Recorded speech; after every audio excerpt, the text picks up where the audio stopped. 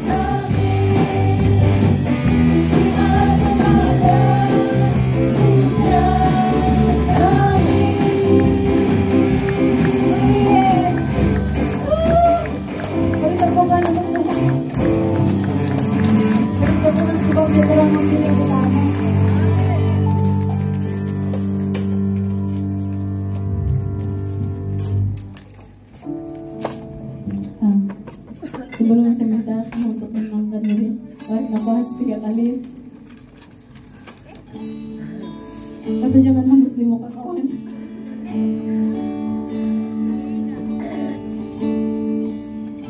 Kita berdiam sejenak sebelum kita mendengar firman Tuhan.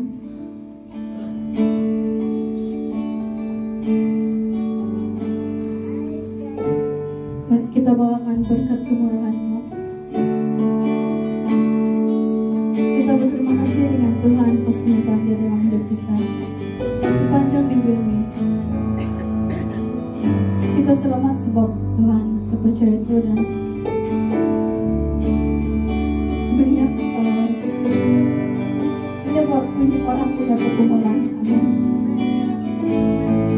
Tapi rencana Tuhan selalu indah, sebab Dia senang mengasihi hidup kita. Sangat percaya.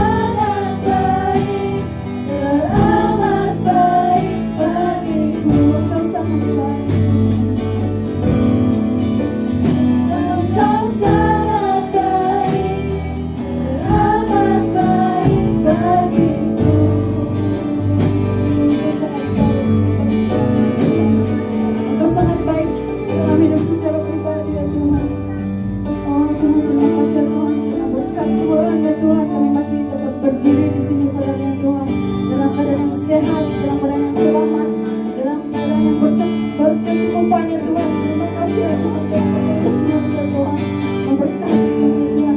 Kami percaya itu semua yang adalah berkat daripada kemurahan-Mu ya Tuhan. Oh Tuhan Yesus, terima kasih. Terima kasih atas rencanaan-Mu ya Tuhan.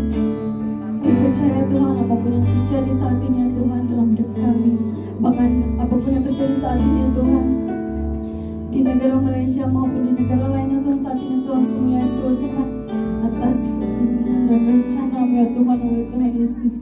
Oh haleluya Tuhan Yesus. Sebelum kami mendengar firman-Mu ya Tuhan, kami serahkan yang menyampaikan firman-Mu ya Tuhan pada hari ini ya Tuhan. Engkau pimpin dia Tuhan, Engkau berkati dia Tuhan, keluarganya Tuhan. Oh Tuhan, Engkau pakai dia Tuhan, apapun yang keluar daripada mulutnya Tuhan, apapun yang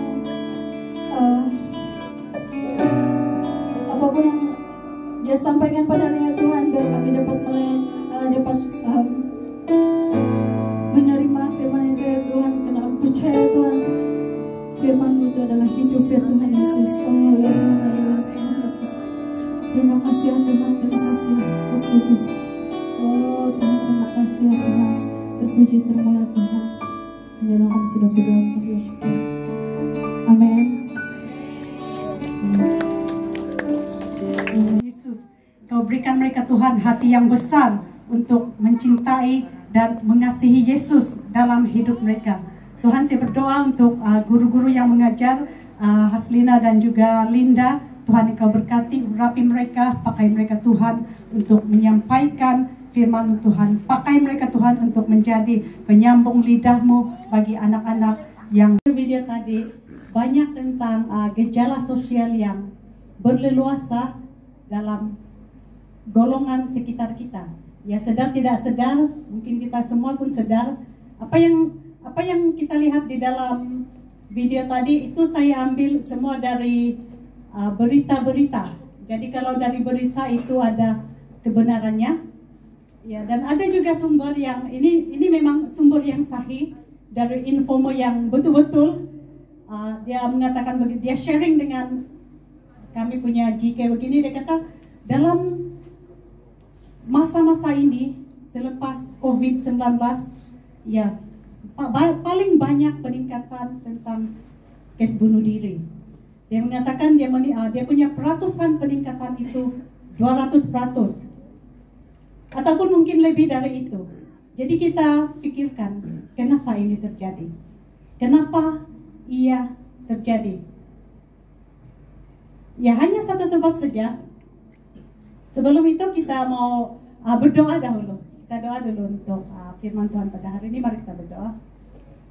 Haleluya Tuhan. Oh haleluya Yesus. Engkau melihat hati kami Tuhan. Engkau jamah setiap hati kami Tuhan Yesus, biar kami bersama-sama Tuhan merasakan beban Engkau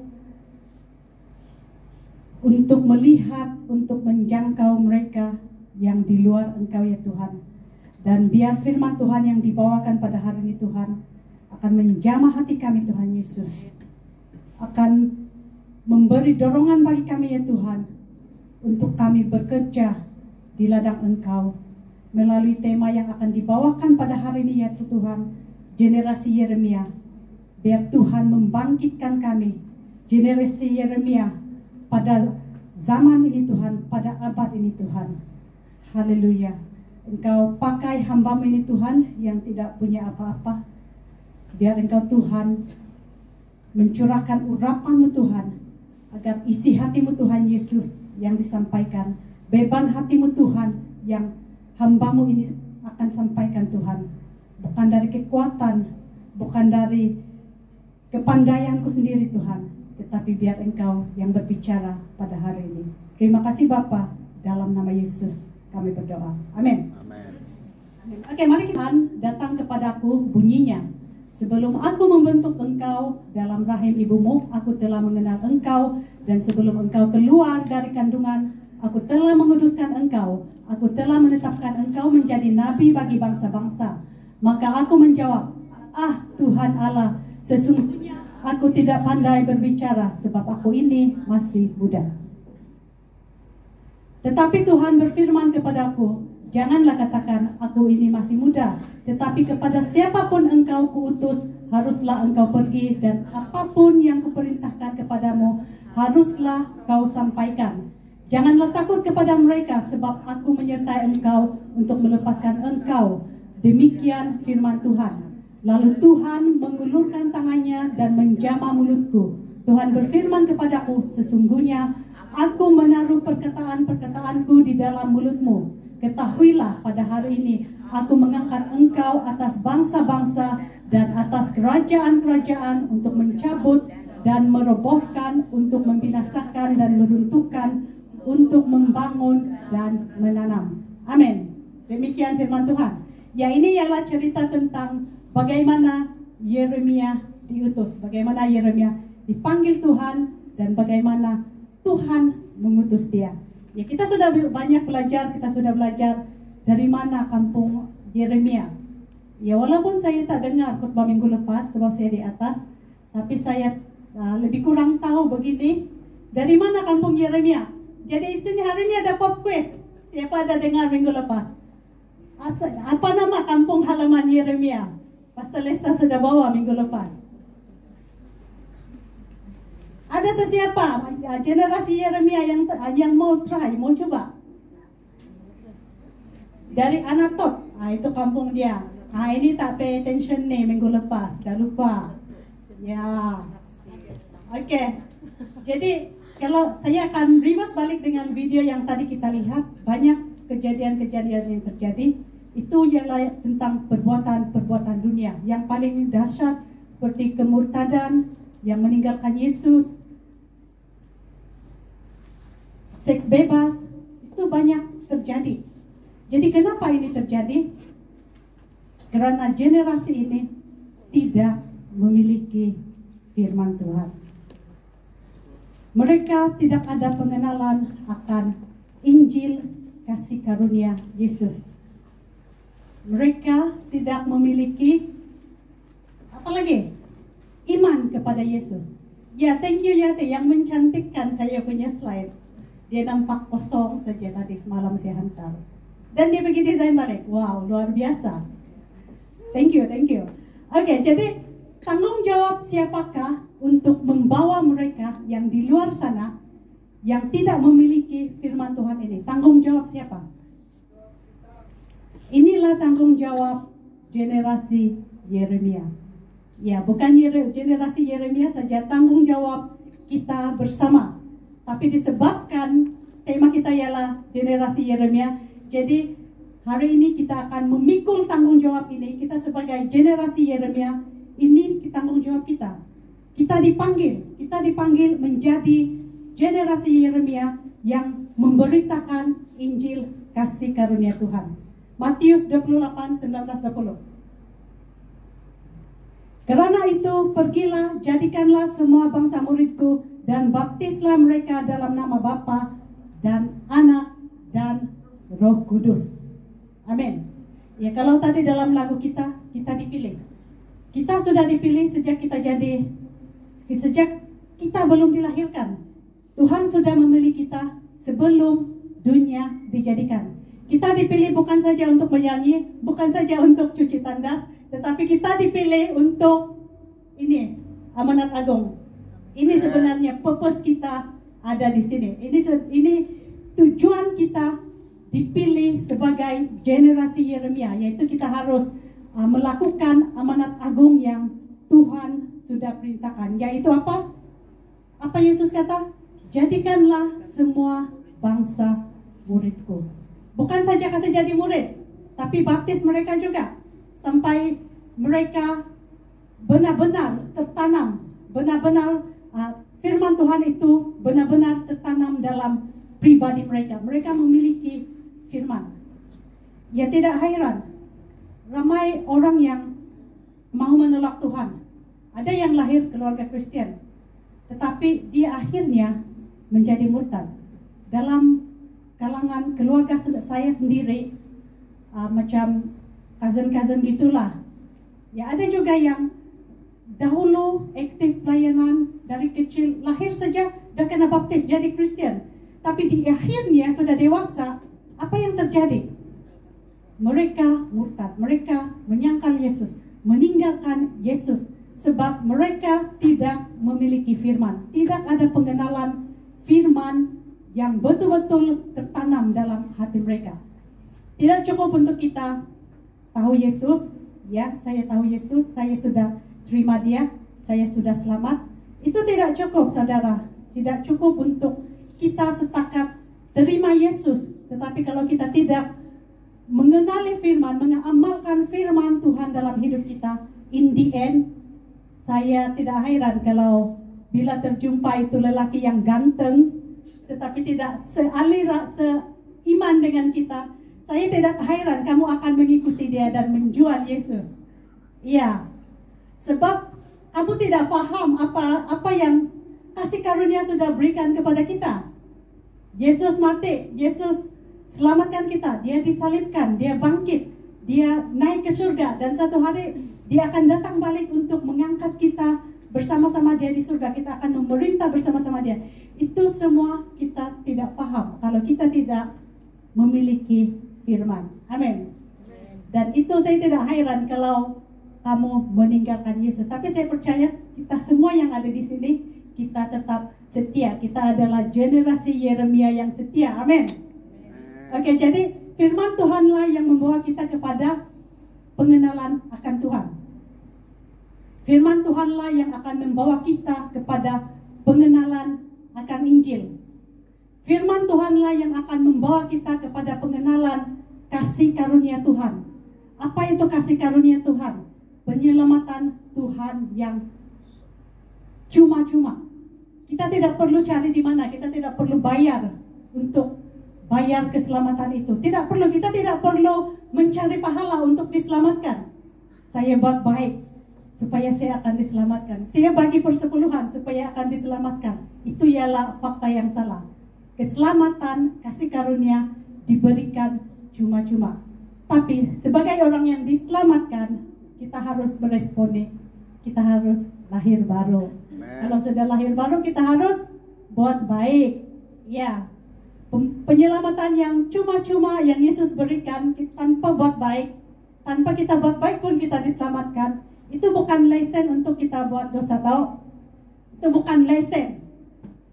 Tapi itu ialah karena kemauan Tuhan untuk selamatkan kita. Jadi jangan sia-siakan kemauan Tuhan.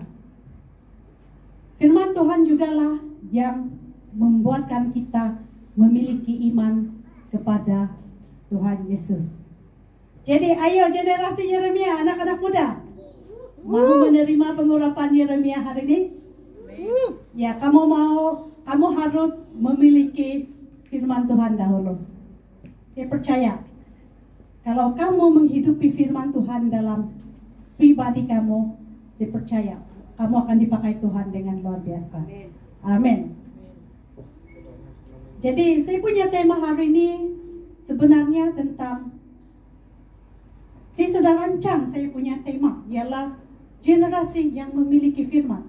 Tetapi bila saya siapkan saya punya khotbah saya, kenapa macam bercampur aduk sudah dia punya tema.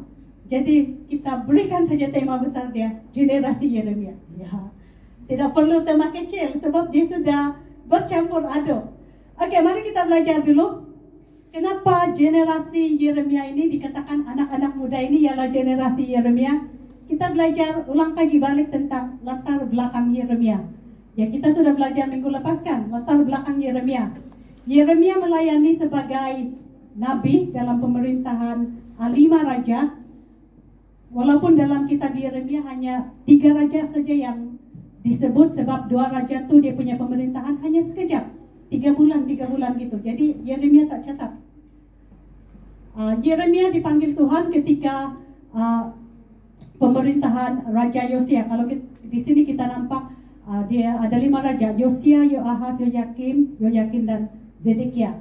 Jadi kita jumlahkanlah dia punya tahun pemerintahan itu, dia ada 40 lebih kurang begitu. Jadi Yeremia memerintah pula, melayani selama 40 tahun. Wow, saya baru umur 3 tahun. begitu. Ya, jadi kamu tolaklah 40 tolak 3 tahun. Tahun berapa saya lahir? Detik sedikit. Oke, mari kita lihat satu slide lagi. Boleh nampak terlalu kecil? Oh, tak mengapa. Boleh. Ini ialah dia punya garis besar tentang pelayanan Yeremia. Ya, Yeremia start melayani pada Raja Yosia memerintah, yaitu tahun ke-13 pemerintahan Raja Yosia. Di situ Yeremia menerima panggilan dia. Jadi kalau kita lihat garis besar ini, Yeremia lahir pada pemerintahan Raja Manasye, yaitu raja yang sangat jahat. Kalau kita baca Alkitab, tidak ada raja lain yang sejahat dia. Tidak ada raja lain yang lebih jahat dari dia. Itu yang Alkitab tuliskan. Maksudnya Manasye ini memang betul-betul jahat. Segala kelakuan dosa yang kita tengok dari video tadi itu, semua dia lakukan. Ya, jadi kalau seorang raja itu buat jahat, apalagi dia punya rakyat. Sebab orang Israel pada zaman itu, raja ialah ketua. Jadi wajib ikut apa yang raja itu lakukan. Kalau kau tidak mau ikut pun, kau mesti ikut juga. Kalau raja mau menyembah berhala, kau pun kena menyembah berhala. Nah, itulah pada zaman tersebut. Jadi di sini kita boleh lihat siapa raja yang jahat. Yang merah itu semua raja yang jahat. Dalam pelayanan Yosia, hanya 2, Yosia pula, Yeremia. Hanya 2 saja raja yang baik, yaitu Raja Yosia dengan Raja Zedekia. Ini adalah raja yang terakhir bagi Israel. Jadi kita lihat serba sedikit dulu tentang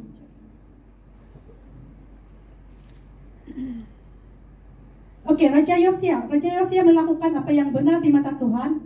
Raja Yosia telah melakukan suatu reformasi, yaitu dia meruntuhkan semua berhala yang dilakukan oleh Manasye, yang dibangun oleh Manasye. Dia pergi runtuhkan, dia melakukan satu reformasi, yaitu dia mengembalikan bangsa Israel dari kemurtadan. Dia bawa mereka kembali untuk menyembah Tuhan yang benar. Dan saat itulah waktu dia menguduskan bait suci, sebab sebelum itu bait suci telah digunakan untuk penyembahan berhala. Waktu Yosia menguduskan bait suci, saat itulah gulungan kitab telah ditemukan. Dan dia memerintahkan seorang imam-imam untuk membacakan kitab tersebut, dibacakan kepada semua bangsa Israel. Mereka harus diperdengarkan kembali kitab-kitab yang telah dituliskan oleh nabi-nabi terdahulu, yang dituliskan oleh Musa, dibacakan kembali untuk melakukan orang Israel kembali bertaubat. Mereka kembali kepada Tuhan yang benar. Dan saat inilah pada tahun ke-13, gulungan kitab itu ditemukan pada tahun ke-12. Dan pada tahun ke-13 Yeremia dipanggil Tuhan. Jadi masa itu sudah terjadi satu reformasi, pemulihan kepada bangsa Israel. Jadi yang kedua ialah Raja Yoahaz. Raja ini jahat, ya, dia mengikuti teladan Manasye. Lepas Yosia mati, satu raja menggantikan. Lepas itu kembali lagi buat jahat. Mereka tidak habis-habis kembali buat jahat. Mereka mengikuti teladan Manasye. Tetapi pemerintahannya tidak lama 3 bulan saja, sebab masa itu Yosia sudah mati dan kerajaan Israel telah ditakluk oleh Mesir. Ya, mereka kembali kepada Mesir, minta pertolongan kepada Mesir, sebab ada satu serangan kuasa yang lagi besar. Ya, kalau kita belajar, kita baca Perjanjian Lama, kamu bacalah itu Raja-Raja dan Tawarik, ya, kamu tahulah cerita dia. Yaitu satu bangsa Asyur yang sangat berkuasa akan serang mereka. Jadi untuk mengelakkan diserang, mereka minta pertolongan dari Mesir. Tapi kalau kita ingat keluaran, Israel keluar dari mana? Dari Mesir. Kenapa kembali ke Mesir? Kembali ke tanah perhambaan. Jadi disitulah kelakuan-kelakuan dosa mereka. Mereka kembali kepada hidup lama. Sudah buat reformasi, kembali lagi kepada hidup lama. Oke, lepas orang Yoahaz mati, digantikan dengan anak dia yaitu Yoyakim, Raja Yoyakim. Ini lagi jahat. Raja ini lagi jahat. Dia mengikuti teladan Manase. Lepas itu ketika Yeremia membacakan gulungan kitab kepada raja ini, apa raja ini lakukan? Dia marah. Dia ambil gulungan kitab, dia pergi bakar. Dan mungkin pada masa itu ialah musim sejuk. Dia pergi bakar semua kitab untuk jadi bahan bakar bagi panas dia punya badan. Kenapa dia bakar? Sebab dia marah. Yeremia tegur dia marah tentang firman Tuhan yang banyak menegur dia. Adakah di antara kita begini? Pastor pergi tegur, ini tidak boleh. Oi, marah. Sangat marah. Macam kita pula yang bersalah, yang menegur. Macam dia pula, orang panggil play victim. Ya, pastor pula yang jadi salah. Beginilah kelakuan raja-raja Israel. Mereka melakukan kejahatan, bukan saja dia yang melakukan kejahatan, dia bawa semua rakyat dia melakukan kejahatan. Dan yang seterusnya ialah waktu Raja Yoyakim, di sini satu nubuatan yang Yeremia telah beritakan kepada bangsa mereka, kalau kamu tidak mau bertobat, ini akan hukuman-hukuman yang akan Tuhan jatuhkan, yang Tuhan akan berikan, yaitu kamu akan dibuang, kamu akan ditangkap, kamu akan dibuang ke satu negara, dan kamu akan menjadi tawanan. Tapi bangsa Israel tidak percaya. Dan ketika pemerintahan Raja Yoyakim, satu kerajaan, yaitu kerajaan Babel, yang diketuai oleh Raja Nebukadnezar. Ini di sekolah minggu ini orang sangat tahu nih Nebukadnezar. Tentang cerita Daniel, Shadrach, Meshach, Abednego. Yang itulah cerita dia.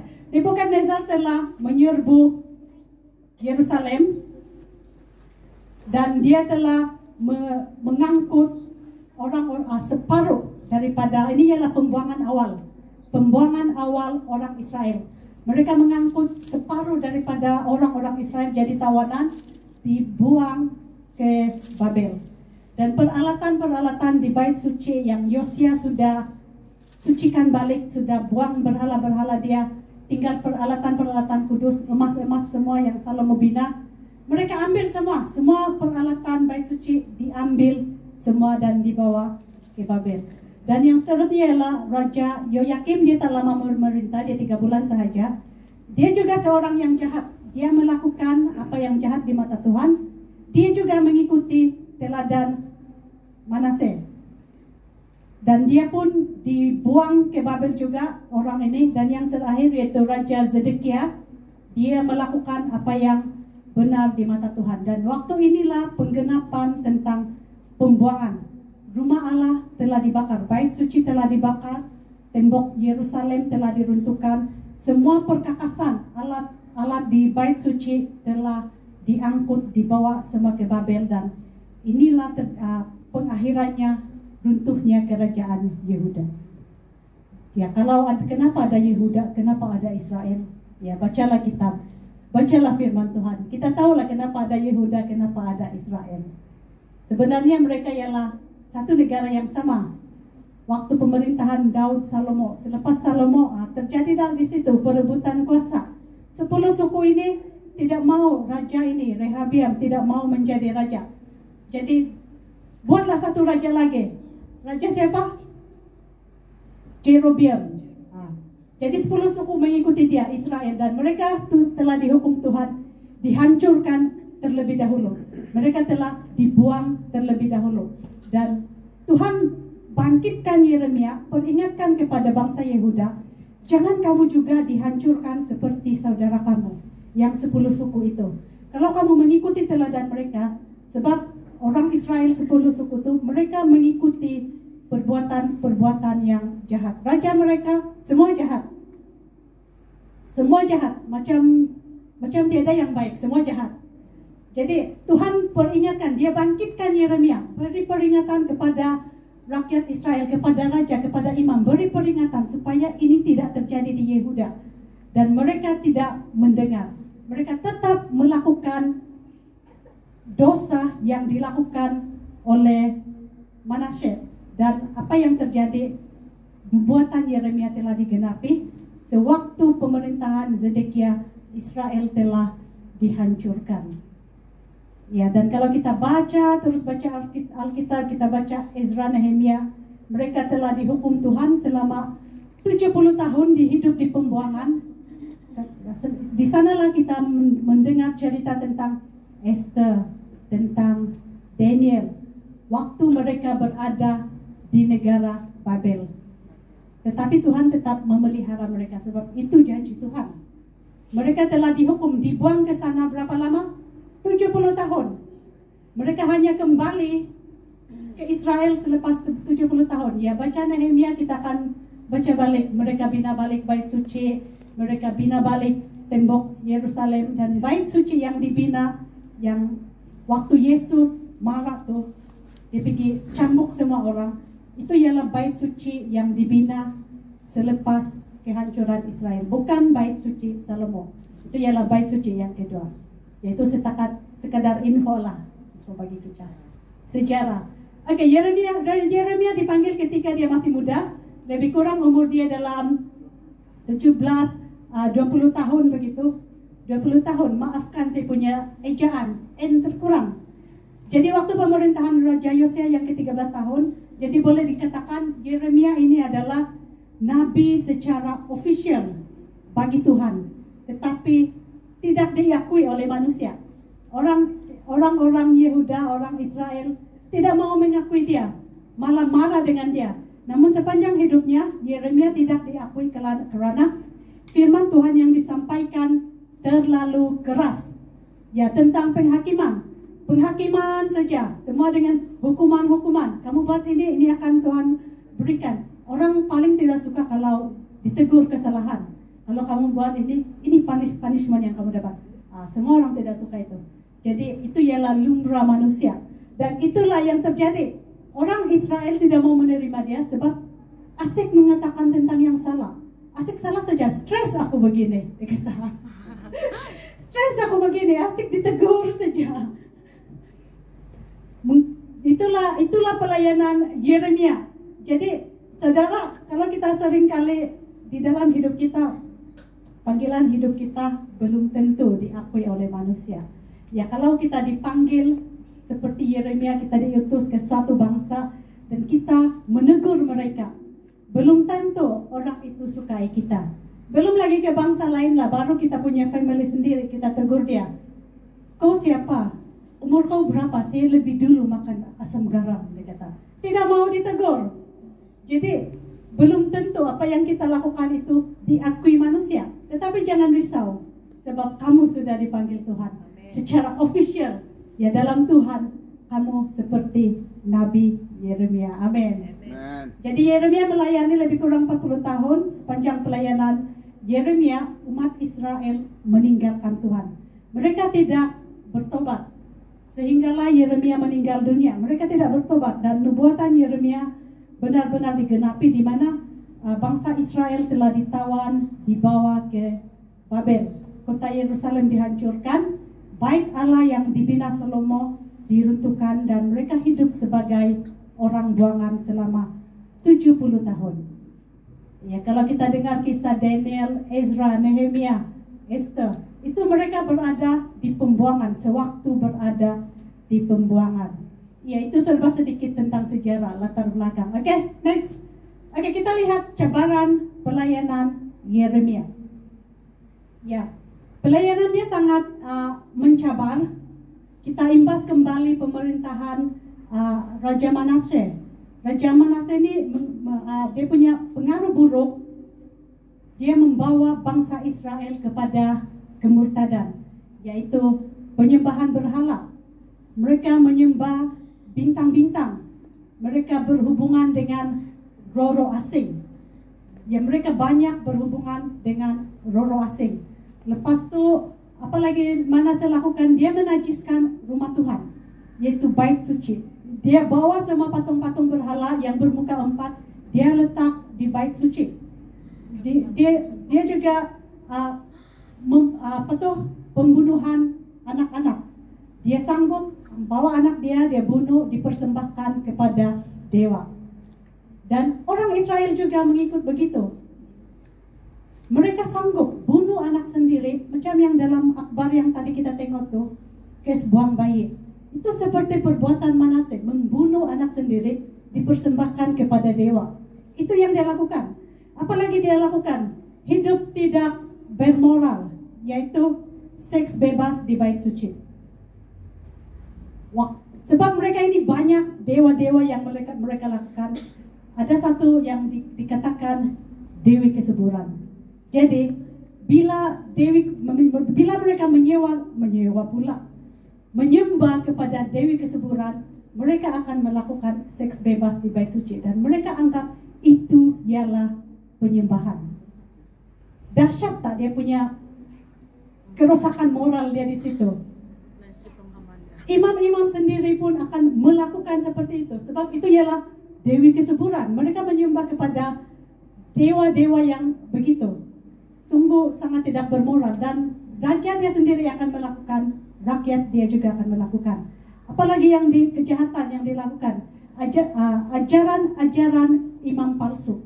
Inilah cabaran-cabaran yang Yeremia hadapi dalam pelayanan dia, yaitu Yeremia sangat tahu apa yang dilakukan oleh imam-imam.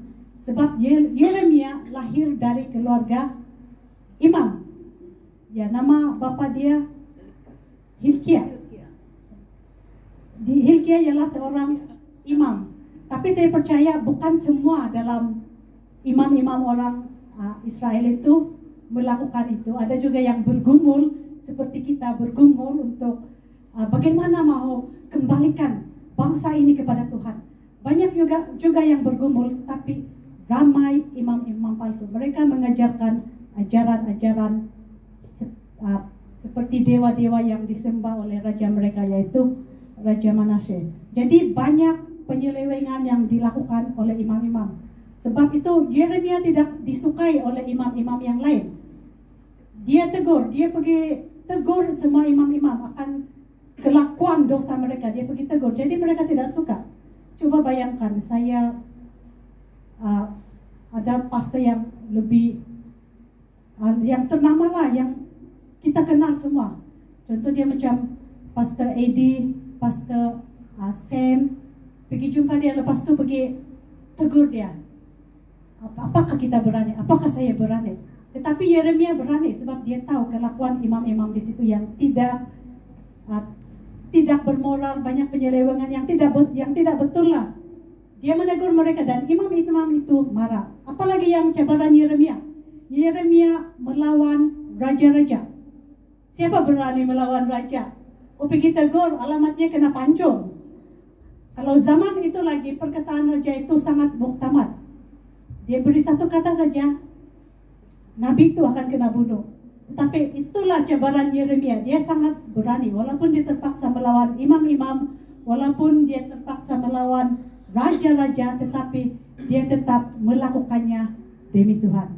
Inilah pelayanan yang Yeremia lakukan. Dia memberitakan Injil Tuhan walaupun mendapat banyak cabaran, walaupun nyawa dia terancam, tetapi dia tetap melakukan. Ayo generasi Yeremia, Anda berani? Haleluya. Mau sahut cabaran Yeremia? Haleluya, tiada yang mustahil bagi Tuhan. Amin. Oke, jadi generasi Yeremia, yaitu kebangkitan anak muda untuk menjadi berkat bagi negara kita, Malaysia. Amin. Jadi untuk mencapai visi ini, kita perlukan satu pasukan. Ya, kita harus membangkitkan pasukan, kita harus membangkitkan tentera. Bukan tentera yang angkat senjata, tetapi tentera Tuhan, yaitu satu pasukan penyembah yang benar. Satu pasukan pujian penyembahan yang hanya menyembah kepada Tuhan. Amin. Jadi siapakah itu generasi Yeremia? Ya, kita sudah tahu.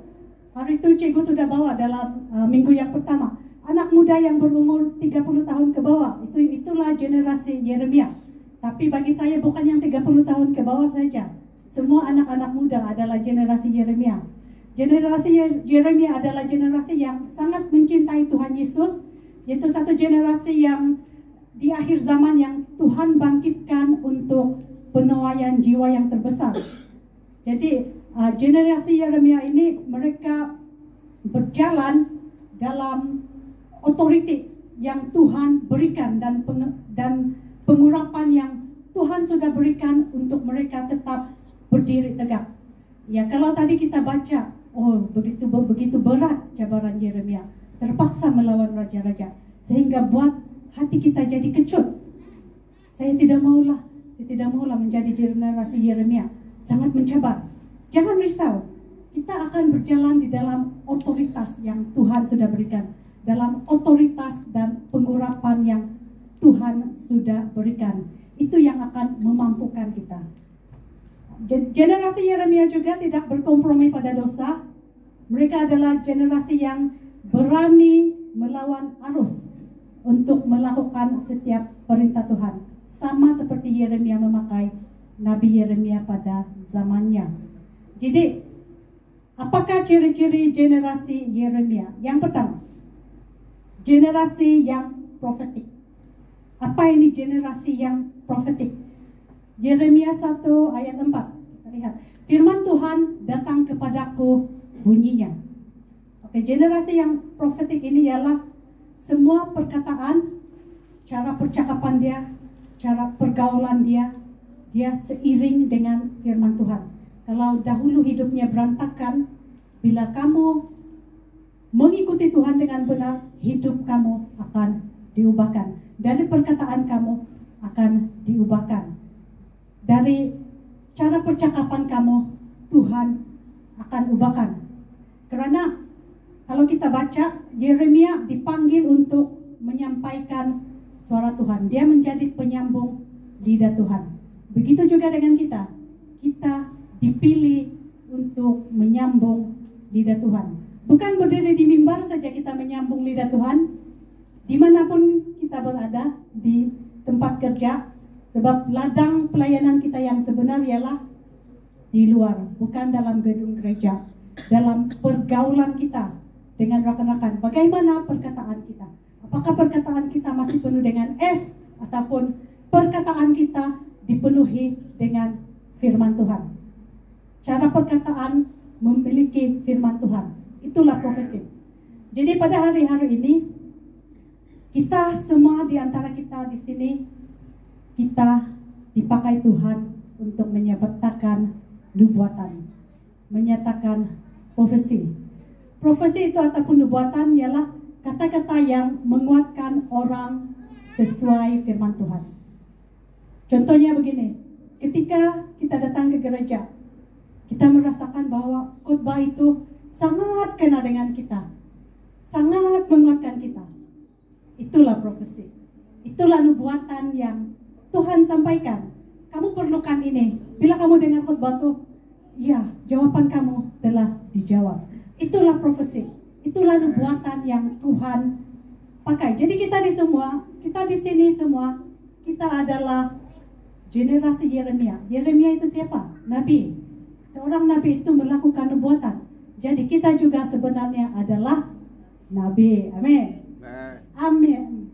Nabi di zaman ini. Jadi kita semua boleh dipakai untuk menjadi penyambung lidah Tuhan. Biarpun kita berada di tempat yang berbeza. Mungkin kita berada di sekolah, kita berada di tempat kerja, kita berada di shopping mall, di mana-mana pun. Kita akan dipakai Tuhan untuk menjadi berkat, untuk menyampaikan kata Tuhan, nubuatan Tuhan. Bukan sahaja kepada bangsa kita sendiri, tetapi juga kepada bangsa yang di luar sana. Amin. Jadi kita adalah generasi yang memiliki firman. Ya, seperti yang dari awal saya katakan, kita adalah generasi yang profesi, generasi yang memiliki firman. Jadi kalau kita perhatikan pada zaman ini kan, generasi anak muda yaitu generasi Z dan juga generasi milenium. Ya, kalau kita lihat dua golongan ini, mereka adalah golongan yang paling berani menyatakan ketidakpuasan. Ya, lihat saja mereka punya Facebook mereka. Banyak kenyataan-kenyataan yang meluahkan ketidakpuasan hati. Ya, ada di kampung kami. Saya jadi stalker dahulu sebab dia asik post-post benda yang macam kontroversi begitu. Saya pergi cek dia punya Facebook, saya tengok, wah banyak dia kasih share benda-benda yang ketidakpuasan hati. Dan bila saya lihat balik, oh, generasi Z, generasi milenium. Jadi kita sebagai generasi Yeremia yang ada di sini, generasi Z dan generasi milenium, kamu adalah golongan yang paling besar dalam negara kita. Ya, dalam kita punya GBMKL pun saya rasa kamu yang paling ramai. Jadilah seorang yang berani menyatakan firman Tuhan. Amin. Jangan berani menyatakan ketidakpuasan di Facebook saja, tetapi jadilah berani untuk menyatakan firman Tuhan. Biarpun di Facebook, itu tiada masalah. Banyak orang baca Facebook kamu. Banyak orang baca status WhatsApp kamu. Itu tiada masalah. Post saja.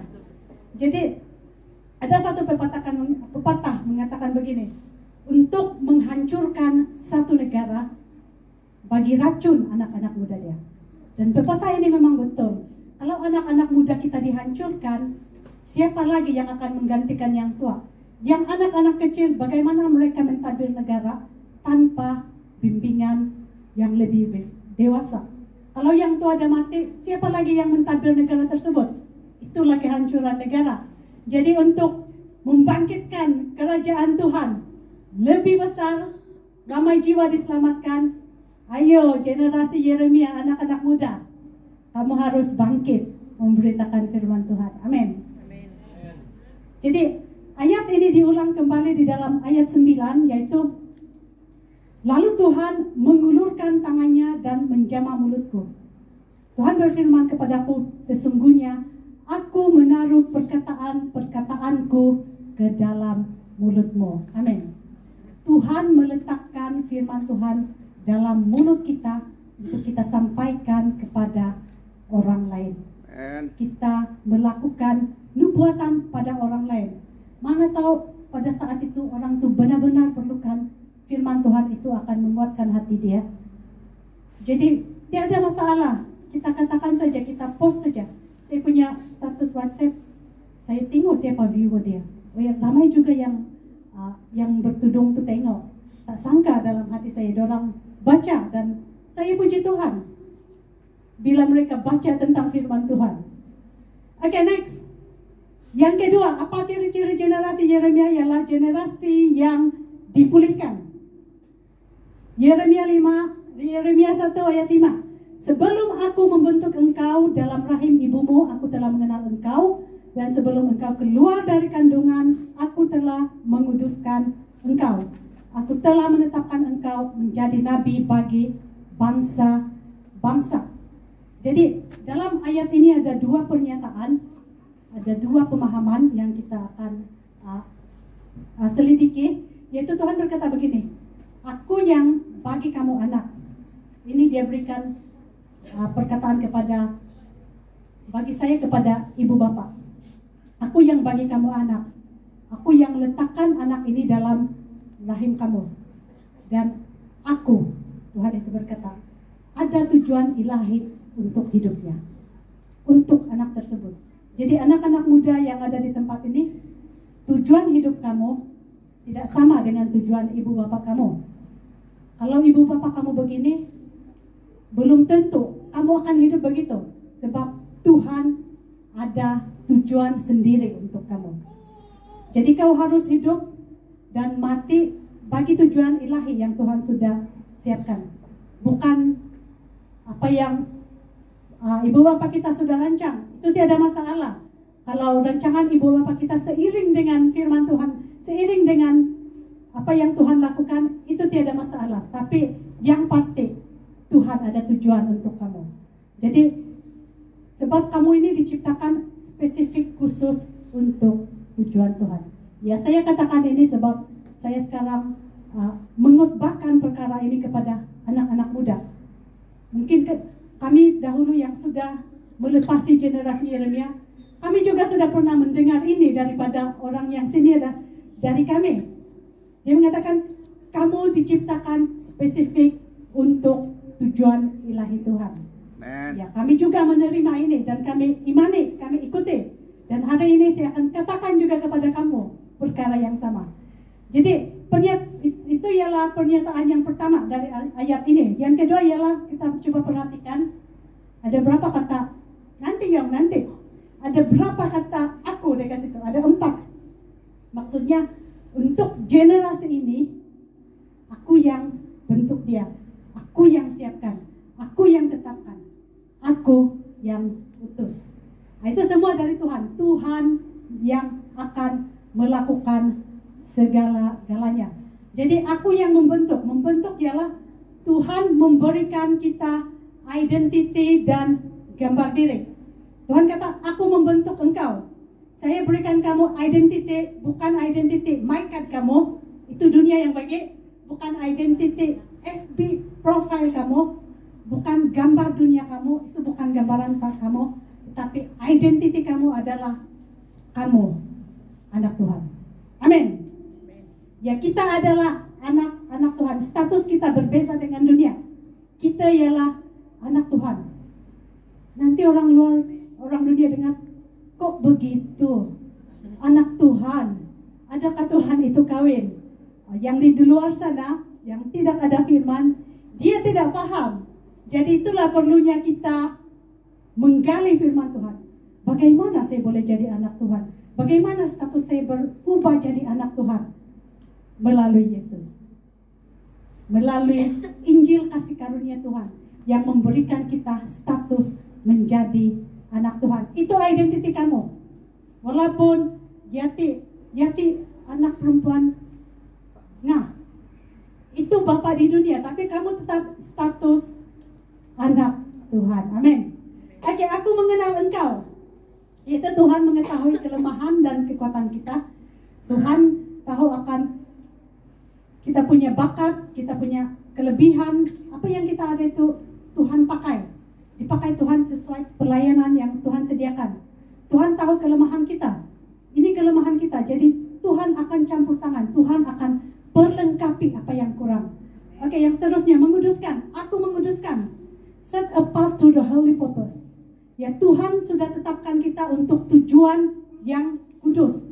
Kalau anak-anak muda lain hidup mereka hidup di dalam secara hidup yang liar, macam yang tadi video kita tengok, ada yang merempit lah tengah-tengah malam, apalagi mabuk-mabukan, pergi pesta pora, itu semua cara hidup yang liar. Seperti waktu pemerintahan Raja Manasye, mereka berada dalam keadaan hidup yang liar. Tetapi bagi kita yang status kita sudah diubahkan, kita jadi anak Allah, kita sudah dikuduskan, Tuhan kata, no, itu bukan kehidupan kamu. Kamu tidak seharusnya melakukan kehidupan yang liar. Kamu adalah anak Tuhan yang berbeza dari dunia. Amin. Dan yang seterusnya, menetapkan. Aku menetapkan, yaitu melayani Tuhan dalam kerajaannya. Saya tetapkan kamu untuk hidup yang lebih baik.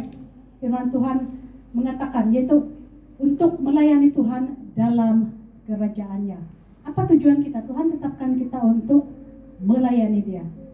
Jadi ada 2 alasan orang-orang selalu menolak untuk melayani, untuk melakukan tujuan yang ilahi. Yang pertama ialah ketakutan. Mereka takut masuk dalam pelayanan.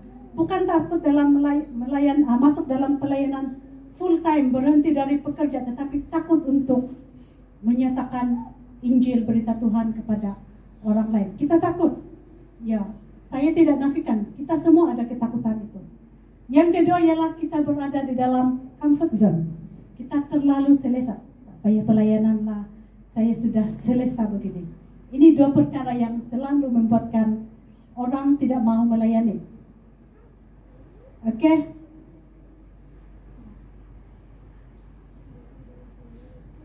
Oke. Jadi generasi Yeremia, ciri-ciri yang ketiga. Ciri-ciri generasi yang ketiga ialah, yang pertama ialah generasi yang profesik, yang kedua ialah generasi yang dipulihkan, yang ketiga ialah generasi yang lemah. Ada satu anak-anak muda selalu katakan lemah. Saya pun tak tahu apa maksudnya, lemah. Tapi hari ini kita akan belajar apa ciri generasi Yeremia. Generasi yang lemah. Gitu.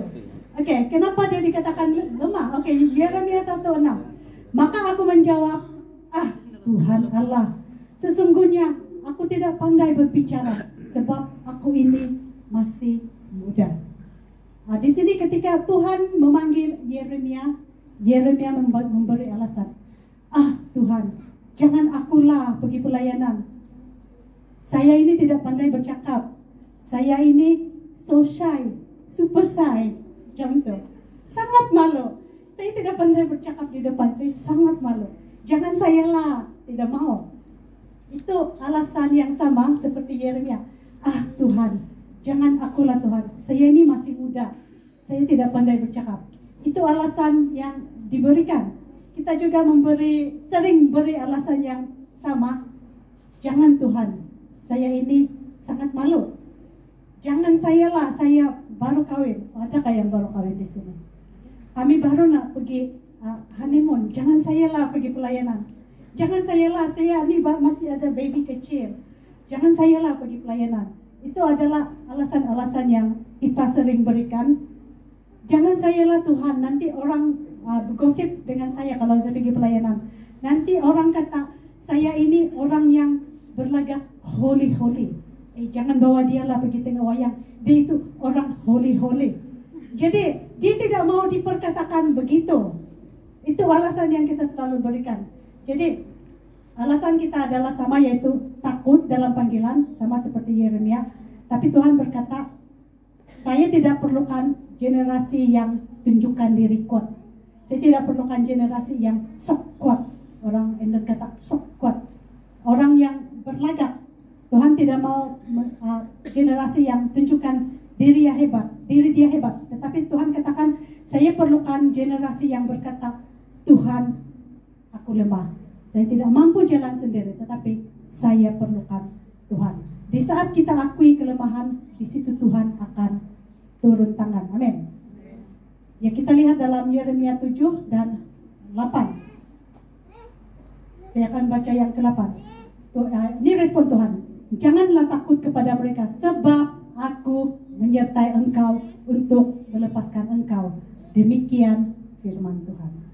Tuhan berkata, jangan risau kamu lemah, tapi saya terima.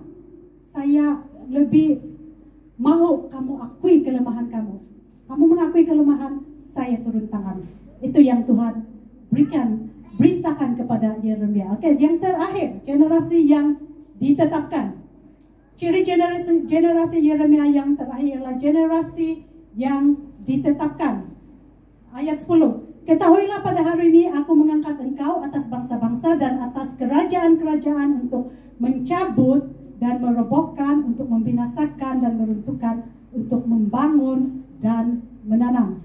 Jadi generasi Yeremia ditetapkan untuk melayani bangsa-bangsa. Kalau kita lihat ayat 5 dan 10, Tuhan menetapkan Yeremia sebagai nabi bukan sahaja kepada bangsa Yehuda, tetapi kepada bangsa-bangsa, kepada orang lain. Jadi kita ditetapkan bukan sahaja dalam golongan kita, Sabah Sarawak, orang asli, tetapi kita juga ditetapkan untuk melayani bangsa-bangsa. Bangsa-bangsa itu maksudnya bangsa asing, selain dari bangsa kita. Jadi Yeremia yang masih muda ketika mendengar itu, kalau kita lihat di sini, kita dapat lihat di sini Tuhan memiliki rancangan atau plan yang jauh melampaui apa yang difikirkan oleh Yeremia. Mungkin Yeremia ingat untuk bangsa dia sendiri saja, tetapi plan Tuhan bukan untuk bangsa sendiri saja, tetapi bangsa-bangsa. Sama juga seperti kita.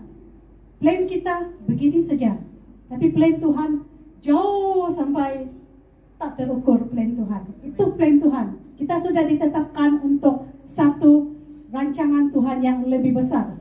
Jadi Yeremia yang masih muda ketika itu mendengar hal itu mungkin mengerti, apalagi dia punya perhatikan, kalau kita perhatikan latar belakang Yeremia adalah generasi yang melayani penuh dengan cabaran, yaitu dia melawan raja-raja, dia melawan arus dunia. Tetapi ayat 8 mengatakan Tuhan memberi janji kepadanya, yaitu penyertaan Tuhan. Jadi anak muda hari ini, Anda telah ditetapkan untuk Tuhan, untuk melakukan tujuan Tuhan, yaitu melayani bangsa-bangsa. Amin. Jadi biar dalam pengaruh perkataan kita harus melafazkan profesi Tuhan. Dari cara kita bergaul, kita akan berubah apa yang sesuai dengan kehendak Tuhan. Kalau dahulu hidup kita begini, biar pada hari ini kita seperti Yeremia yang berani berdiri untuk Tuhan. Amin. Jadi apakah panggilan hidupmu? Ini yang terakhir saya akan habiskan dengan ini. Oke, kita lihat nih traffic light.